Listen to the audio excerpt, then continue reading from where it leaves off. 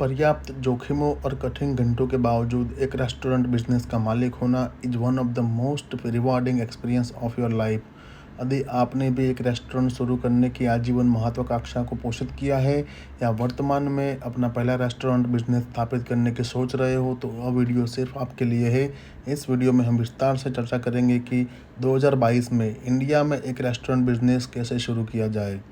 Indian restaurant दुनिया में सबसे तेज़ी से बढ़ने वाले बाज़ारों में से एक है। National restaurant association of India NRAI की रिपोर्ट के अनुसार इसके 2022-23 तक 6 लाख करोड़ रुपए तक पहुंचने की उम्मीद है, जो 9% की कंपाउंड इंटरेस्ट रेट से बढ़ रहा है। हाल के वर्षों में रेस्टोरेंट मालिक के सामने आने वाली कठिनाइयों और चुनौतियों के बावजूद निकट भविष्य में एक रेस्टोरेंट खोलने से नए रेस्टोरेंट मालिकों के लिए नए अवसर मिलेंगे।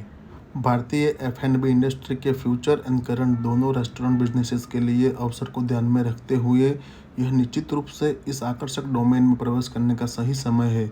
आगे की वीडियो में रेस्टोरेंट बिजनेस के लिए क्या क्या ज़रूरी है उसकी हम विस्तार से चर्चा करेंगे।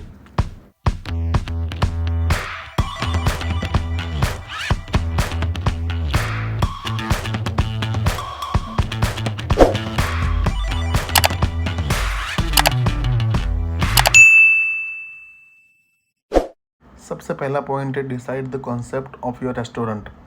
एक रेस्टोरेंट बिजनेस शुरू करते समय सबसे पहले विचार करने वाली पहली बात यह है कि डिसाइडिंग ऑन द कॉन्सेप्ट। किसी भी कॉन्सेप्ट को फिक्स करने से पहले आपको कई बातों को ध्यान में रखना होगा, जिनमें से प्रमुख निवेश के लिए आपके पास कैपिटल इनफ मात्रा में है कि नहीं। द एवरेज प्राइस पर कस्टमर, जिसको APC बोलते हैं, वो आपको एक कस्टमर द्वारा आपके रेस्टोरेंट में स्पेंड की जाने वाली एवरेज स्पेंडिंग के बारे में एक फेयर आइडिया देता है। उसके ऊपर भी आपको काम करना पड़ेगा। एक बार जब आप कॉन्सेप्ट फिक्स कर लेते हो तो आपको अपने रेस्टोरेंट के थीम एंड क्यूजिन पर विचार करना चाहिए। इंटीरियर आपके रेस्टोरेंट थीम के अनुरूप होना चाहिए। इसके बाद आपको अपने रेस्टोरेंट के लिए एक बिजनेस प्लान तैयार करना चाहिए, क्योंकि इससे आपको अपने रेस्टोरेंट बिजनेस के फ्यूचर डेवलपमेंट की प्लानिंग करने में मदद मिलेगी और आप इसे किसी भी पोटेंशियल इन्वेस्टर के सामने प्रेजेंट कर सकते हैं। तो दोस्तों, सेकंड पॉइंट है get investment to fund your restaurant business. धन की कमी के कारण मोस्ट ऑफ एस्पायरिंग रेस्टोरेंट के मालिकों के सपने कभी भी सफल नहीं होते हैं। जब आप एक रेस्टोरेंट बिजनेस खोलने के बारे में सोचते हो तो सबसे पहले सबसे महत्वपूर्ण चीज़ों में से एक है धन, मतलब कि वेल्थ, कैपिटल।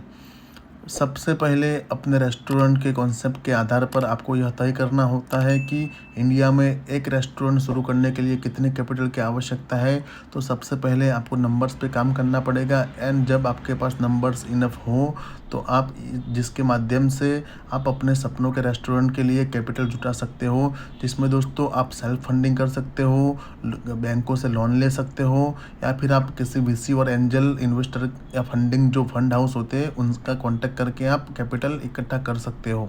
अब आता है third point, evaluate all restaurant cost involved. Restaurant की कॉस्ट एक रेस्टोरेंट चलाने के लिए एक महत्वपूर्ण हिस्सा होता है और इसका इवेल्युएशन और प्रॉपर प्लान बनाने की आवश्यकता होती है। एक रेस्टोरेंट बिजनेस शुरू करने में शामिल महत्वपूर्ण लागतें कुछ ऐसे होती है, जैसे कि food cost, labour cost, overhead cost. जैसे ओवरहेड कॉस्ट में अगर बात करें तो rent, interior, kitchen equipments, licences, POS। दोस्तों, POS की चर्चा हम बाद में करेंगे। उसके बाद आता है मार्केटिंग। ये सब चीज़ें दोस्तों बहुत महत्वपूर्ण होती है जब आप अपने रेस्टोरेंट के बिज़नेस को इवैल्यूएट करते हो कि कितनी कॉस्ट लगेगी। तो ये चीज़ के ऊपर काम करना भी बहुत आवश्यक होता है। तो फ्रेंड्स, फोर्थ पॉइंट यहाँ पर है decide the location of your restaurant. Restaurant business कैसे शुरू किया जाए, इस पर चर्चा करते समय प्लेस, लोकेशन एक एसेंशियल फैक्टर होता है, क्योंकि यह आपके रेस्टोरेंट की सफलता को निर्धारित कर सकता है। अपने रेस्टोरेंट का लोकेशन चुनते समय उस क्षेत्र में अपने कंपटीटर की पहचान करना, उनके प्रोग्रेस का आकलन करना और उनके बिजनेस मॉडल को समझना एक अच्छा विचार होता है। कंपटीशन का आकलन न केवल क्यूजिन के संदर्भ में किया जाना चाहिए, बल्कि कैसा डाइनिंग एक्सपीरियंस वे अपने ग्राहकों को दे रहे हैं, जैसे कि casual dining, fine dining, QSR etcetera etcetera. Competition का इवैल्यूएशन करने से आपको कस्टमर बेस को जानने में मदद मिलेगी, जिसमें वो एरिया, उनके पॉकेट साइज, उनके प्रेफरेंस को भी समझ पाओगे। तो दोस्तों, इसमें दो चीज़ें बहुत मेन होती है, जैसे कि एक होता है विजिबिलिटी एंड एक्सेसिबिलिटी, कि आप जो लोकेशन चूज़ करते हो उसमें the restaurant should be located in the place that is easily visible and accessible. तो जहाँ पर ज़्यादा लोग आ सके, ज़्यादा लोगों को विजिबल होता है, ज़्यादा लोग एक्सेस कर पाए, ऐसे कोई अंदरूनी एरिया में नहीं होना चाहिए। वो कहीं मेन रोड, जैसे कि मेन रोड पे है, कहीं मेन मार्केट में है, तो लोगों की नज़र वहाँ पर पड़े, लोग इजी एक्सेस कर सके आपके रेस्टोरेंट को, और आप वहाँ पर लोग पहुँच सके, ज़्यादा फुटफॉल हो सके। दूसरी दोस्तों चीज़ होती है NOC. Before you open your restaurant you would also need no objection certificate from at least 3 neighbour of your location. तो जहाँ पर आप रेस्टोरेंट का लोकेशन चूज़ करते हैं, तो आपके आजू बाजू में आपके जो नेबर है, वहाँ पर जिनकी कोई शॉप होती है, कोई दुकान होती है, तो उनके पास से आपको नो ऑब्जेक्शन सर्टिफिकेट लेना जरूरी है। तो यहाँ पर 5वां पॉइंट है, get all the required licence to start a restaurant business. आपको भारत में एक रेस्टोरेंट बिजनेस चलाने के लिए सरकार से लाइसेंस प्राप्त करने की आवश्यकता होती है। इन लाइसेंसों को प्राप्त करने की कॉस्ट आपके बिजनेस साइज के आधार पर वैरी होती रहती है। परमिट के लिए जल्दी अप्लाई करना चाहिए, क्योंकि उन्हें अप्रूव्ड होने में बहुत समय लग सकता है। यहाँ इंडिया में एक रेस्टोरेंट बिजनेस खोलने के लिए आवश्यक महत्वपूर्ण लाइसेंसों की सूची कुछ ऐसे होती है, जैसे कि trade licence from municipal corporation, FSSAI, GST registration, professional tax licence, liquor licence, business registration. ऐसे कुछ लाइसेंस होते हैं जिसके लिए आपको अप्लाई करना पड़ता है। 6th point is get man power for your restaurant business. India में रेस्टोरेंट बिजनेस चलाने के दौरान सही टैलेंट को हायर करना और उन्हें बनाए रखना सबसे बड़ी चुनौतियों में से एक है। पहली बार रेस्टोरेंट के मालिक के रूप में आप पारंपरिक तरीके से किराए पर ले सकते हो। समाचार पत्र में भी एक विज्ञापन सेट करें, वी आर हायरिंग के पोस्टर लगाए, या एजेंसियों के माध्यम से भी आप मैन पावर को किराए पर ले सकते हो। फेसबुक और लिंक्डइन पर भी कई सक्रिय ग्रुप्स होते हैं जहां से आप मैन पावर टैलेंट को प्राप्त कर सकते हैं। तो सबसे मेन चीज़ दोस्तों इसमें होता है कि आपका फूड जो अगर अच्छा क्वालिटी में रहा, अच्छा टेस्ट में रहेगा, तो ऑटोमेटिक कस्टमर को वो अट्रैक्ट करेगा, और एक customer mouth to mouth publicity करेगा और दूसरे कस्टमर को भी लेके आएगा।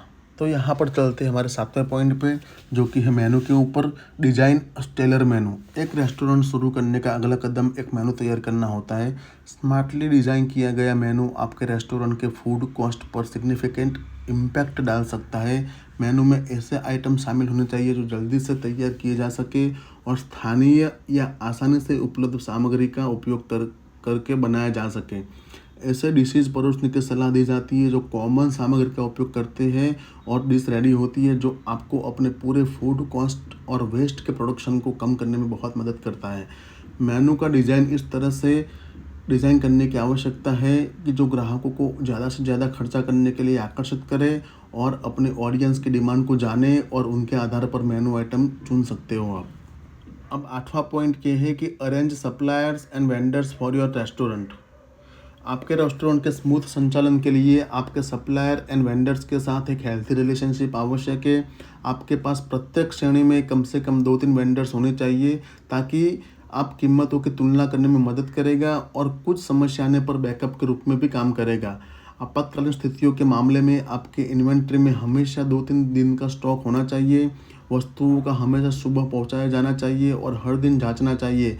आपके रेस्टोरेंट के समापन पर भी गुणवत्ता और मात्रा दोनों की जांच की जानी चाहिए। वेंडर के साथ लॉन्ग ड्यूरेशन कॉन्ट्रैक्ट करना हमेशा बेहतर होता है, क्योंकि यह आपके कच्चे माल की स्थिरता बनाए रखने में मदद करता है। अपने रेस्टोरेंट का सप्लाई कॉन्ट्रैक्ट देने से पहले आपको वेंडर का टिन नंबर की भी जांच करनी चाहिए। तो फ्रेंड्स, यहाँ पर अपना 9th एंड लास्ट पॉइंट ये है कि install right technology at your restaurant. Restaurant चलाने और मैनेज करने में रेस्टोरेंट टेक्नोलॉजी अक्सर सबसे अधिक अनदेखा किया जाने वाला हिस्सा होता है। हालांकि शायद सबसे महत्वपूर्ण पार्ट भी यही होता है। नए ज़माने की मॉडर्न टेक्नोलॉजी के साथ मजबूत POS number of integrated features के साथ उपलब्ध है, जिसने रेस्टोरेंट संचालन को काफ़ी हद तक स्ट्रीमलाइन भी किया है। POS क्या होता है? POS is the point of sale. The restaurant POS is more than just billing system. A comprehensive restaurant POS can act like a complete restaurant management system that provides an end-to-end solution for all your operation. तो दोस्तों, जो operation अपने restaurant में होते हैं, management operation, billing cycles, kitchen operation, सारे system को streamline करता है। एंड दोस्तों, जिससे आपको ऑडिट करने में भी बहुत इजी रहता है। आप बहुत कॉस्ट इससे सेव कर सकते हो और सारे ऑपरेशन आप बहुत ही इजी वे से इजीली मैनेज कर पाते हो। तो दोस्तों आज का वीडियो यही तक ही है। अगर आपको हमारा एफर्ट अच्छा लगा तो कमेंट करें, लाइक करें वीडियो को, जिससे हमें बहुत हौसला मिलता है दोस्तों। आप अगर नए हो चैनल पे तो चैनल को सब्सक्राइब करें। थैंक यू दोस्तों, जय हिंद।